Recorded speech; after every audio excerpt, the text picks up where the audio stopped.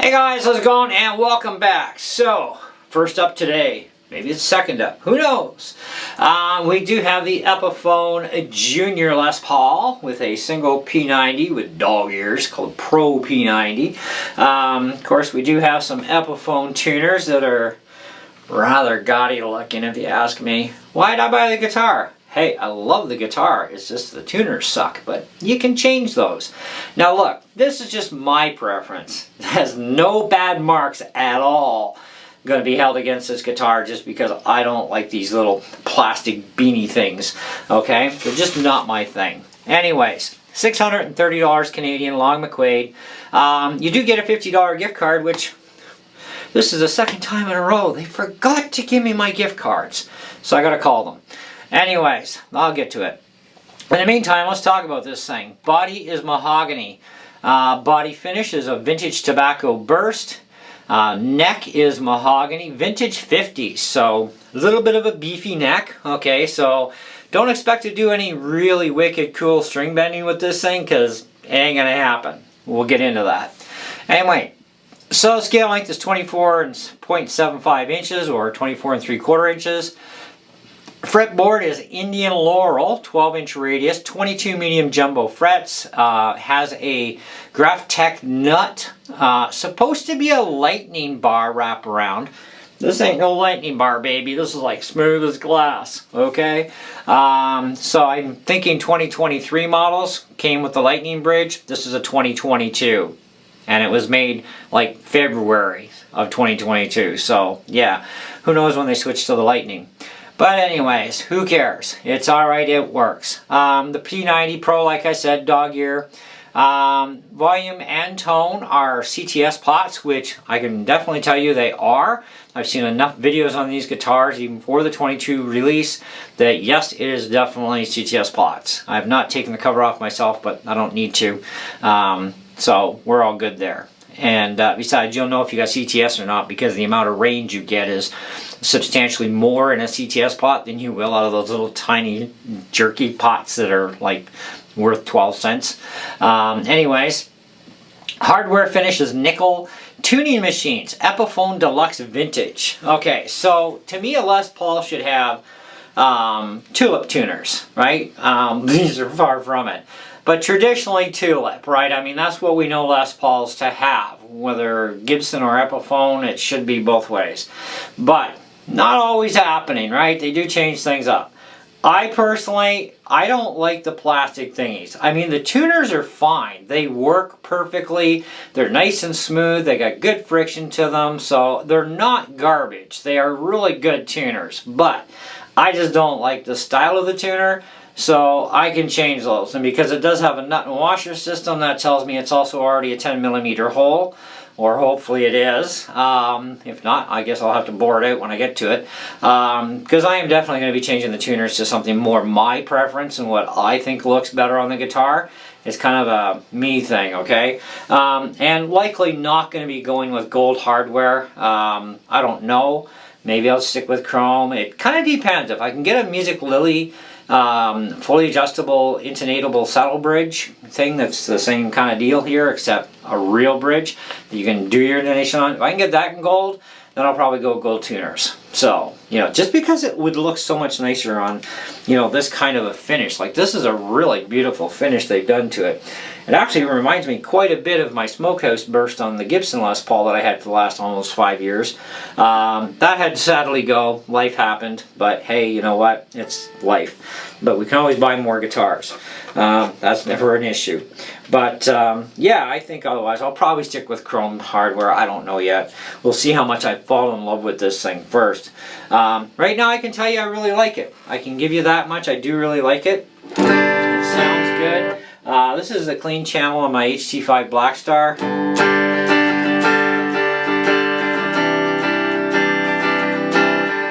And you know, having just that one pickup means you don't have to worry about a three-way switch breaking down and all kinds of other things, right? So the more gizmos you have, the more chance something's going to go wrong, right? Not necessarily a true thing. This is more of a preference thing. I wanted something with P90s in it for a long time. But some of those guitars are a little more money than I want to pay, right? and it's kind of like, I just want something cheaper, you know, and I don't need like 2 Les Pauls or 3 or 4 Les Pauls with humbuckers in them, right? So this is something with P90, and it's a 1 P90 only, and I mostly play on the bridge, so this works out perfect for me, actually. You know, for this kind of a setup, and for 629 Canadian, you kind of can't go wrong. Now, it is also Gibson month at Long and McQuaid, so you do get up to 3-year financing on toys. So I brought home 2 toys today, okay? Well, technically 3 if you include the Shaler strap locks, but I needed them for the other one. But, you know, you can get your favorite guitar that you've always wanted during Gibson month, as long as it's a Gibson guitar, an Epiphone, a Kramer, or a Steinberg, okay? Those are the only 4 guitar categories we get to deal with for Gibson month, and up to 3-year financing. Like both guitars, I walked out of there today. It's about worked out to be what, $1,630, somewhere around there, before any interest and stuff. It's like under $80 a month for 3 years, with a 3-year extended warranty, performance warranty from Long McQuaid on each guitar, plus a case for the other one, okay? Because I needed a case for it. Neither one of these come with cases or gig bags, okay? So, and I thought, you know what, even for $1,000, the other one should have come with at least a gig bag. That would have been nice, right? But no, Epiphone's that cheap on you, okay? However, the Indian Laurel fretboard is nice because it looks so much like rosewood. You wouldn't really be able to tell the difference that much. It kind of just looks the part. I don't really care. I mean, it has nothing to do with tone anyways. So I think we got knocked out again. Brand new OptiWeb Elixir strings are on this, by the way, coated strings. And they still got some stretching to do. I stretched them in about 3 times. And I guess that wasn't enough, because it's going to keep falling out a little bit. But anyways, let's do a little bit of playing. I'll come back next weekend with another playing video. We're going to crank this thing up next weekend. We just can't do it today because, you know, landlords are home. So yeah, next weekend, promise, we're going to crank her.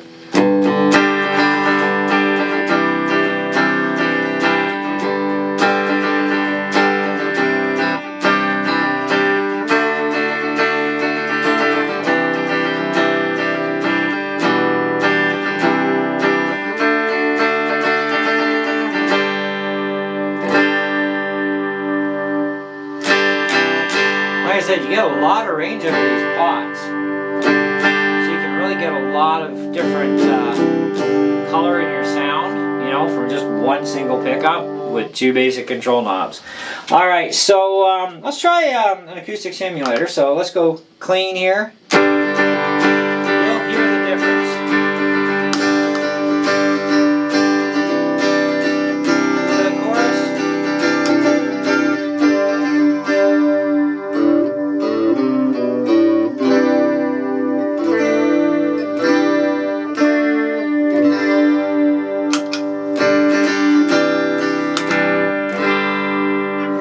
A little bit of overdrive. How about we do that? Now I do have a little reverb on, with a little bit of reverb to it.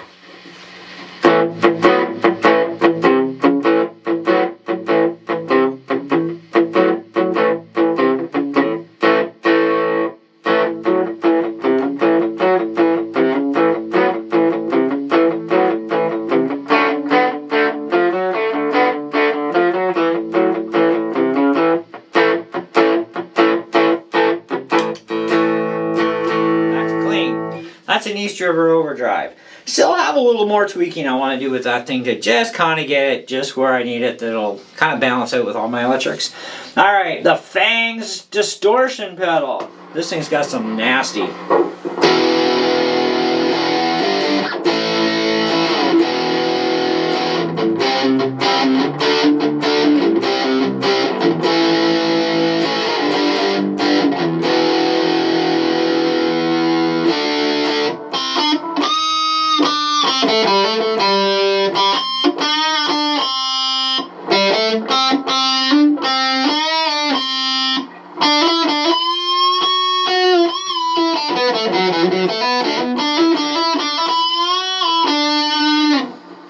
Wonder if it stayed in tune. Nope.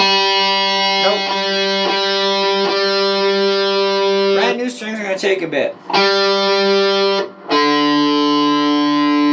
Which is part of the reason I also want to do this next weekend too with a lot more volume and have some more fun with a Beat Buddy in there and do it in a mix and see what it's like.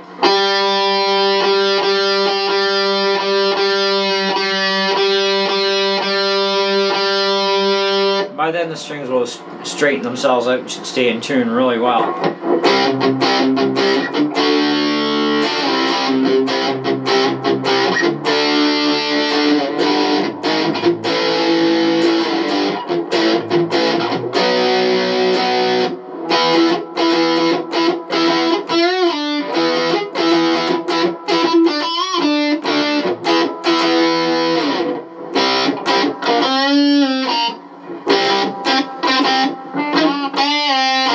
Missed it.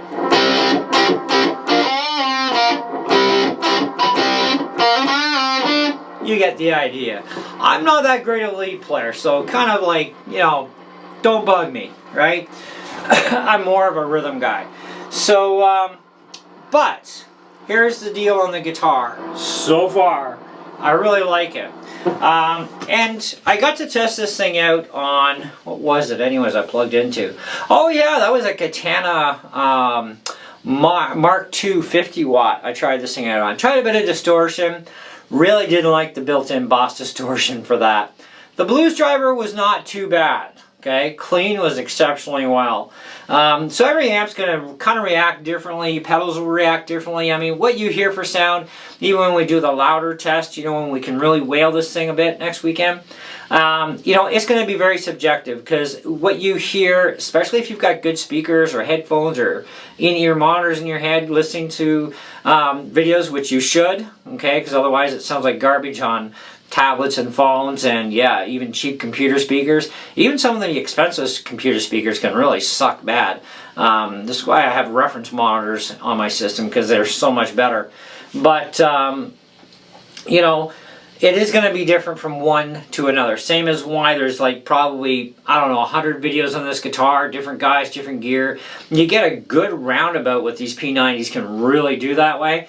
This is just my gear, so if you actually have a Blackstar HT5 and you did what I did with the cab, and that's ripping out that factory 16 ohm junkie speaker that reduced your wattage in half, you throw in an 8 ohm Jensen in there, and voila, 5 watts of horsepower, and you can dime this thing in it. It just sounds great, even dimed. But anyways, and we're gonna dime it, don't worry. It relatively stays in tune really well right now. I mean, with the exception of string bending, I mean, that's going to knock it out just because the strings have more stretching to do. They are brand spanking new strings today, so, you know, that's the other thing. It's not going to be perfect, but, which is why I have my headstock tuner on here. But, yeah, as far as workmanship goes on this puppy, fit, finish, all that jazz, I'm not really seeing anything that is concerning at all. No, nothing is concerning to me. You know, there's like no damage even from the factory. Oh, we got another piece of plastic to peel off. Awesome. I love peeling plastic off guitars. That's kind of like a lot of fun.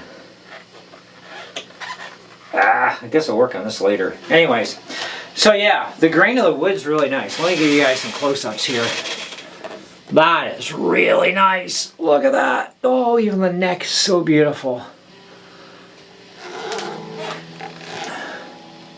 And yes, I'm using a Joyo wireless. Why? Well, my Boss wireless has been doing the funky chicken here, and I think it's because I got too much other Wi-Fi stuff that's too close to any of the 14 channels. So it's very frustrating to get it to set up right. At least the Joyo doesn't mess up on me. But yeah, it's quite nice. The wood grain on this is beautiful. And this, by the way, is handcrafted in China.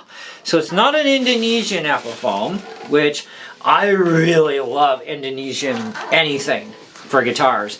Indonesia makes, as far as I'm concerned, some of the best guitars out there. If it's made in Indonesia, thumbs up to me. Like, I love Indonesian made guitars, whether it's a Squire series guitar from Fender, or whether it's, you know, the Epiphones or whatever, right? If it's Indonesia, I've never had issues. Of course, even with Chinese guitars from Epiphone and whatnot, I've never had any problems with them. They do a wonderful job of putting their stuff together, so no complaints. And you know, even the nut cut is it's spot on. It's the way it should be, you know, and really like it. Like I said, I do like the fact that the tuners are good quality tuners. They do hold their tune. I just don't like this style because I think they just don't suit the guitar style-wise. So that definitely has to change as far as I'm concerned. But like I said, I'm not dinging the tuners as part of my star rating, okay? But what will I do? What shall I do? What shall I name the star rating on this one? It has absolutely nothing wrong with the frets. They're perfectly fine. No dead spots, no buzz spots. I mean, they're no uneven frets. Well done. Even though this is not the lightning bar, the strings slap right on and away you go, you're good. I do want to change that though to something I can intonate myself down the road. It's not a mandatory thing at this point because it functions just fine. It's just something I want to change later. And I definitely am going to change the knobs, right? I don't like that much in the way of plastic, okay? The more plastic I can ditch off something, anything, the better. Happier I am. So I'll replace the knobs with something different. The pick guard, if I can find a left-handed one that's more suitable to go with the rest of the whatever theme I go with. Like if I do go with gold, then I'm sorry, I'm going to have to lose the pick guard and get something in a Goldilocks kind of thing. But at least it's not going to cost me, you know, tons and tons of money this time around. So that's kind of a nice reassuring thing. But as is, just the way the guitar is, it's a perfect guitar for a beginner that wants to spend $630 or has $630 to spend. It's a great intermediate level guitar, and you know, as far as advanced players go, I don't see any problem other than that advanced players and even probably intermediate level players are definitely going to want to change the tuners to something different, just because aesthetically they just don't look like they should be on this guitar. It's like these should be on something like really gaudy looking, you know, and this is not a gaudy looking guitar by any means. Now, I will point out some things about 50s necks. I knew it had a 50s neck to begin with. I knew I was going to have string bending issues because you will get that with 50s style necks. They're fatter, okay, which means there's something about a 50s neck and a 12-inch radius with it that just doesn't seem to wire up to being friendly for bending, okay? They do bend, yes, but you're not going to bend as easy as you would on a slim taper neck for some reason. It's just seems to be the way it is, and I think it's because a slim taper neck is going to have a different radius. I'd actually have to look into my old Gibson Les Paul to see what the radius was on it, because I don't quite remember, but it had a slim tapered neck and it was beautiful for string bending. This is kind of a little on the stiffer side. Okay, now you could drop down to 9s and get some extra bending out of it, but you might definitely end up getting some tuning stability issues once you drop to 9s, because factory this is 1046.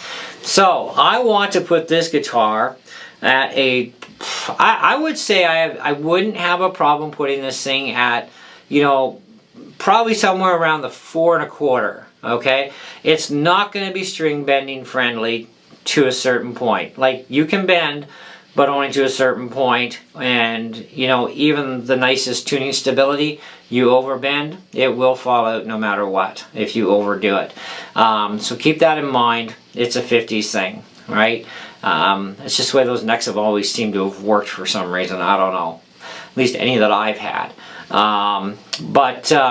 That's one thing that it does lack in good bending capability.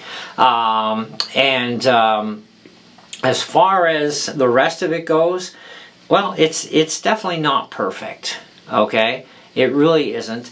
The other thing that I'm kind of only going to a little bit pick on, and it's not because this doesn't have the lightning bar. I think the lightning bar was a good idea, but it is a prefixed intonation. So getting your intonation extremely dime on, or as dime on as you can get it, is not something that possibly can even happen in the universe when you have a lightning or non-lightning style like this. It's going to be really superbly close, mind you. I mean, I don't have any problems with it, so that it was set up extremely well. But you can still set up one of these things really spot, but it's extremely frustrating as compared to working with separate individual saddles. There's a lot more going on with this sort of a setup, which is why they have these screws sticking out at the back, is because that's what you're going to need in order to properly set up that angle and everything right, so that you have the intonation. So it's kind of like a 3-saddle system on a telly, right? 2 strings per saddle, except this is all 6 in basically one whole saddle, and you got a little bit weirder system to deal with on this one. So that's something to keep in mind as well. Do not mess with these screws if everything is tuning and playing fine. Okay, if you're tuned spot on and you hit a chord and it's going wah wah wah wah or wah wah wah wah, and yet it's tuned perfectly to pitch, then you need to adjust the intonation. Okay, and you're going to have to figure out which strings are out. And that's a balancing act. Like I said, a little frustrating. So for those reasons, that's why you get a 4 1/4. However, I still say buy it. I still think it's a fantastic buy. I really like the guitar, and I love the sound of the P90. It's working great with my Black Star. It actually is doing better with my Black Star and my pedals than it did on the Katana 50 Mark II. You know, with its own built-in stuff, right? So kind of varies, right? Kind of varies. But if you just go straight clean channel on a Katana amp and use a separate pedal board that you dial things in separately with and don't use the onboard stuff, probably going to have a much better experience with this with P90 in it on a Katana amp. So that's just my thoughts on that one. I've had enough Katana amps to kind of know how different guitars are going to react with those amps and what's the better suited setup for doing it with certain pickups anyways.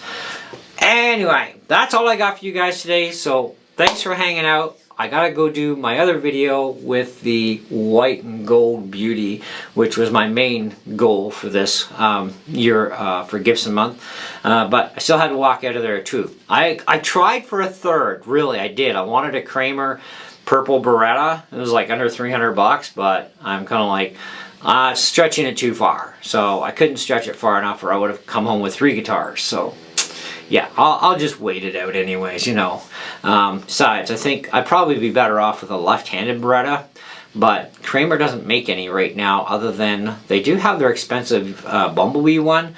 They have that in left-handed, but I don't need something else with another Floyd Rose, so it's kind of like repeating, like duplicating in a way, just a different finish. Anyway, that's it, that's all. Thanks for watching, and see ya!